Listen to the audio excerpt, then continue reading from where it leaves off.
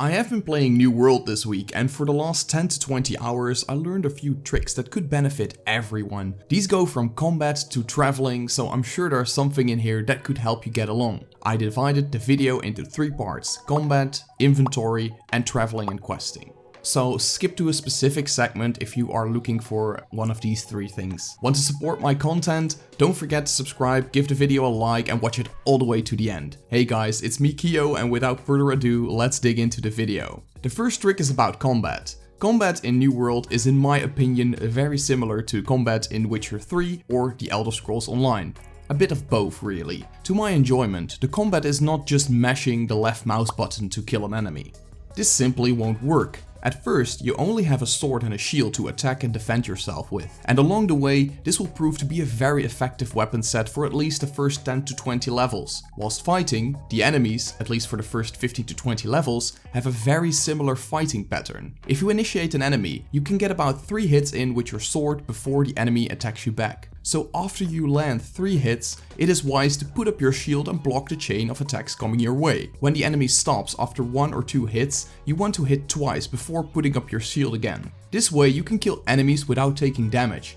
Also consider using a stun trait for your shield. You can select it from your weapon mastery trait line. This way you can extend and follow up your attack chain with a heavy attack to do more damage. There is also a trait that increases your damage after you successfully block an attack. This is very beneficial if you use a tactic I described before. So to summarize, attack 3 times, block the enemy's attack, and then attack twice, and your average enemy should be dead. But what if you did take damage? When you are out of combat, you might notice that your health does not simply regenerate. To regenerate the health you have lost, you must eat or rest at a camp. If you are in enemy territory, it can be quite hard to move away from enemies or to set up a camp. Therefore, I'd make sure you have enough food with you to survive. I found myself dying a lot because I ran out of food and I could not set up a camp.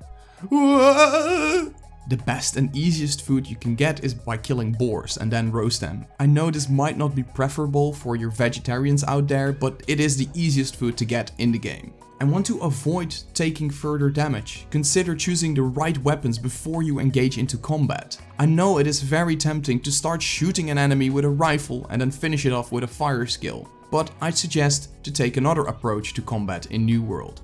So for your first weapon set, take whatever you want. You want to use a rifle and shoot enemies? Fine, use a rifle. You like shooting fireballs at enemies? Go for it. But always make sure you have a sword and a shield as a backup set. Why, you ask?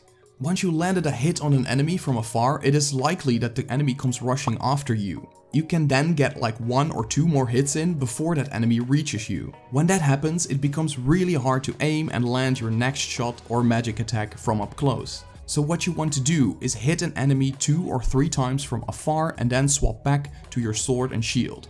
You can then block that first attack from your enemy and then follow up with an attack or stun and finish them off. Next up, inventory management. You want to start salvaging your obsolete items. It's super important. Eventually you will find better gear than the gear you are currently wearing. So you exchange that old piece of gear for that new piece of gear. It's smart to salvage that old piece of gear for materials and repair parts. You can easily salvage obsolete gear by holding S on your keyboard and then click that old piece of gear. Once you have done that, you can find the repair parts in the bottom right of your screen. If you die or your armor gets damaged after a good number of fights, you can use these repair parts to repair your armor. This way you won't end in a sticky situation where you are in enemy territory and you only have broken gear. Next up, splitting your stacks. Along the way you collect a lot of materials and gear that you want to take with you. However, New World has an encumbered system where you start moving slower when you have reached the maximum capacity of your inventory. So you got to drop something if you want to walk and act normal again. But what if you don't want to drop everything of a specific material? Then it's best to split it into a second stack and drop that first one. You can easily do this by control-clicking an item, decide the stack size, and then drag it out of your inventory. It's a pretty common thing in MMOs, but I found it a little counterintuitive in New World. Hopefully they will fix this in the future. It sure came in handy for me a couple times. Now let's talk about questing and getting around. Ever seen these supply crates? Yeah, those. Do you loot them every time you see them? Yes? Good. There are a ton of materials and weapons in there, But what if you just looted one of these supply crates and then you get a quest where you have to loot the same supply crates? That's confusing, right? You return to the scene and then see that you cannot loot them twice and there are no crates left. But that is no reason to disabandon your quest, my friend. Just head somewhere else for now and return in an hour or so. This is what happened to me and I was afraid I would not be able to loot these crates anymore. So this way I would not be able to complete the quest I was doing. Luckily, returning after a while makes me eligible to loot them again. Don't be afraid if this happens to you. Now, do you ever feel like going YOLO? Yeah, me too. This does not always end well, so make sure to set a checkpoint for yourself. Can you do that? Yes, you can. Remember, I talked a little bit about camps at the start of this video? You can use these same camps as a checkpoint if you die. The only thing you have to do is set up a camp and there is no extra configuration required. If you are up against a tough enemy or a number of enemies, consider setting up a camp near that area so you can quickly get back into the fight. Make sure you have enough flint and wood on you so you can set up a camp. Also, if you happen to see another person's camp along the way and you have lost some health, consider resting at their camp. This way you can regenerate your health without eating or setting up your own camp. As of right now, there are no mounts in New World. Is this a good thing? I'll leave that up to you to decide. I like it without mounts for now. Good thing is that there is fast travel in New World. You can travel from settlement to settlement for 100 Azoth. Azoth is a resource you can collect from killing enemies and very specific quests. However, the amount of Azoth you get is very limited, so don't expect to fast travel all the time. And it only works from settlement to settlement, meaning that you must be inside a settlement before you can travel. You cannot travel from the wilderness. So be careful when you are spending your Azoth.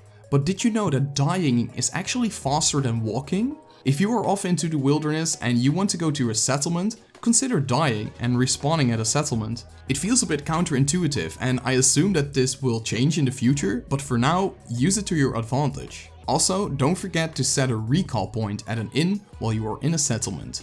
This allows you to fast travel for no cost and gets you to a settlement without dying and thus damaging your armor. That's all that I have for you guys right now. Did I miss anything or do you want to add something?